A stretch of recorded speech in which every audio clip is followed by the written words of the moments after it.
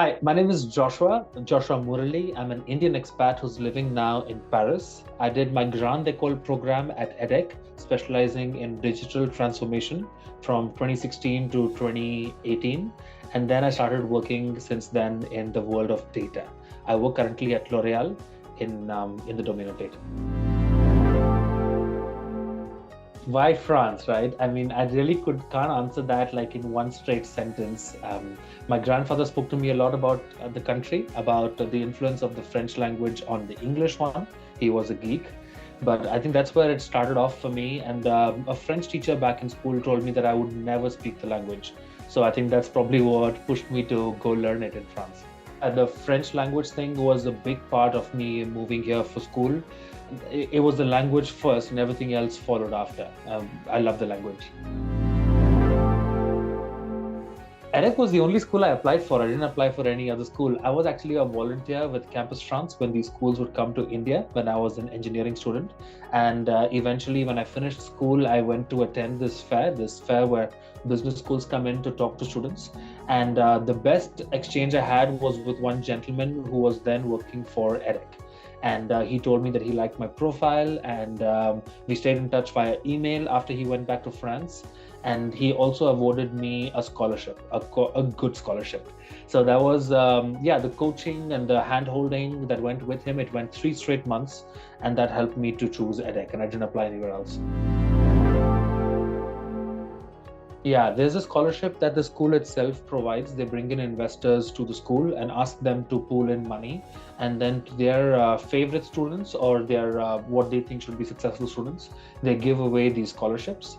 And I won that one. But at the end of the scholarship round, I told him I still don't have the money to meet the other big remainder, to which he helped me to find other scholarships. I found some other French government scholarships. I found a couple of Indian scholarships.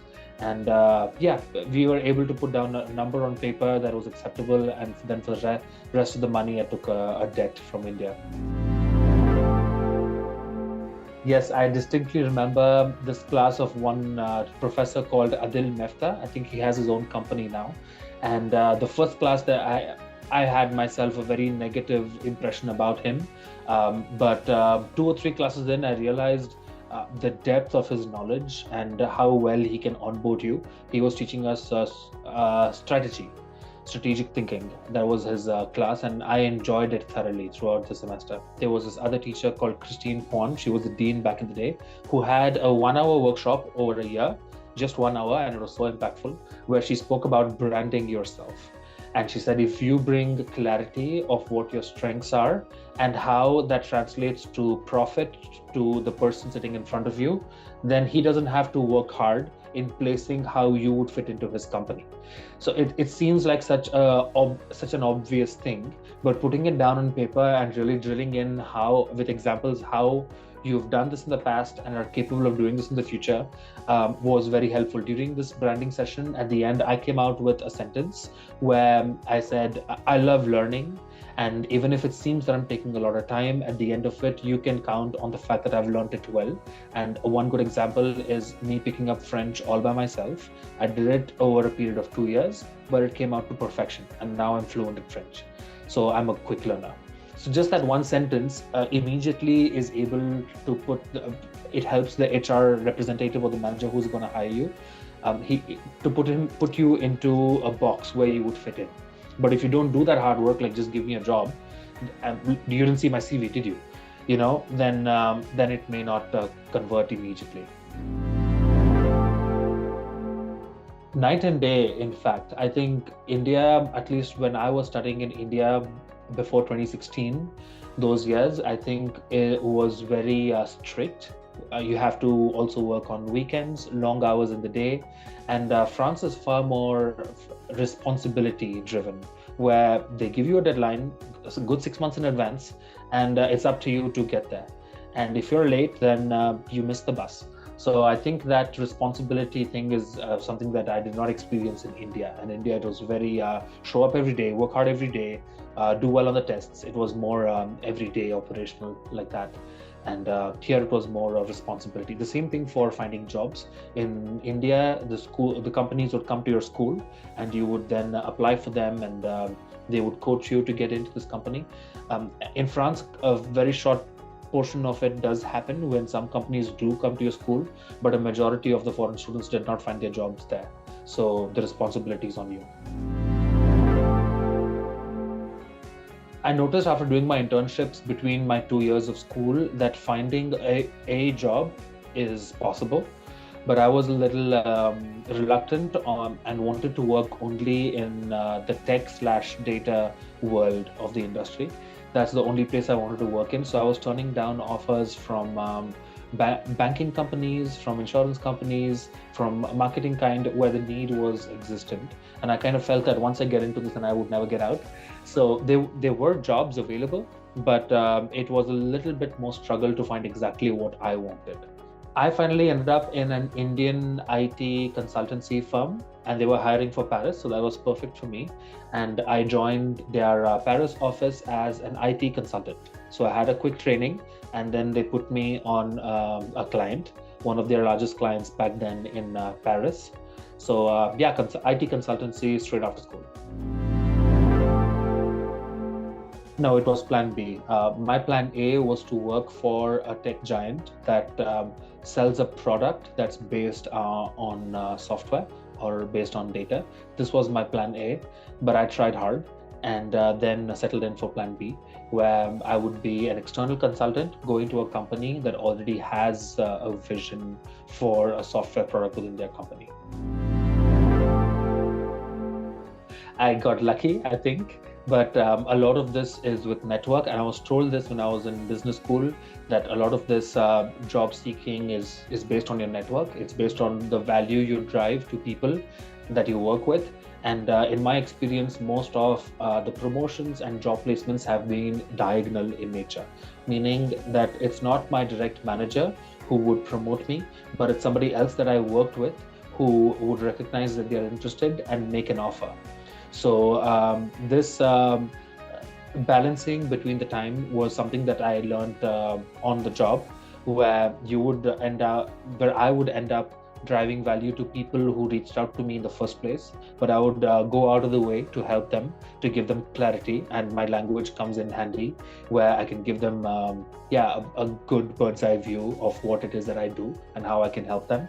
And eventually, when there is something that comes from my desire that the average salary is higher, I'd like a jump, I'd like to change my domain, I'd like to work more in business intelligence and not just data warehousing. When these kind of desires come in from talking to people, then it is the diagonal connections or the weak connections, people that you worked with 2 or 3 hours over a month, who come in handy. So that has been very instrumental in my growth within the data world. I started noticing a lot of Instagram influencers and TikTok influencers talk about this, and I feel that it's so obvious, but I didn't do it back in my day. When you are looking for a specific industry or you get to speak to the HR, they always ask you, do you have any questions for us? And I'd always go, no, I'm good, thank you. But if you do ask them really intelligent questions, it helps you orient your journey. A piece of example that I could give you is, before starting to work in any field, let's take data for example, because I understand this field really well. If I asked, when a job description is out and they are interviewing, if I ask them questions like, what are your metrics for success?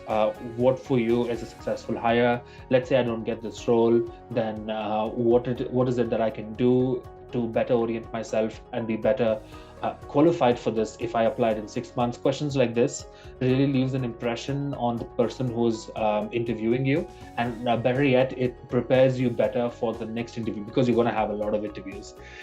It'll prepare you for the next interview. So once you realize what they deem as success, there are 5 or 6 factors that ITHR looks at. There are not 200.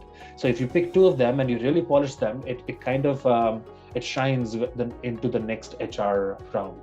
So one mistake that I did, because I didn't do this whole exercise, was when L'Oreal came for a data-related role to our company, I looked at L'Oreal and immediately judged them. Oh, these are for extremely attractive people. Because I'm sorry, that's how they looked. They looked extremely attractive. And I would say I would never fit in. They would never get me. I don't know what's fashion. I don't understand this. That was oversimplification, and that was prejudice. I shouldn't have judged them so quick.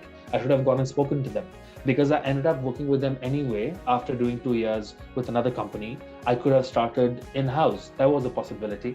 But you live another day, you learn another day. Yeah, don't judge on the surface and talk to people. I think we briefly covered it before, the fact that they do give you a lot of free time for you to decide what you want to do, what you want to do with it.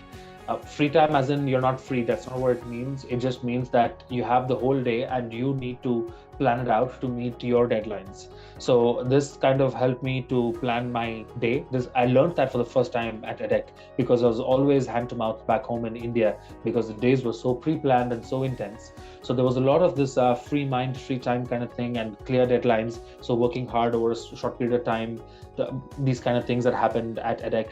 So trust the process. If you're going to a business school, especially if you're going to EDHEC, it may feel a little hopeless. I can say that going to EDHEC and getting out, my profile was far more attractive to these employers who wanted to hire me before I joined EDHEC. So trust the process and give it time. It may seem like it's going nowhere, but it goes somewhere.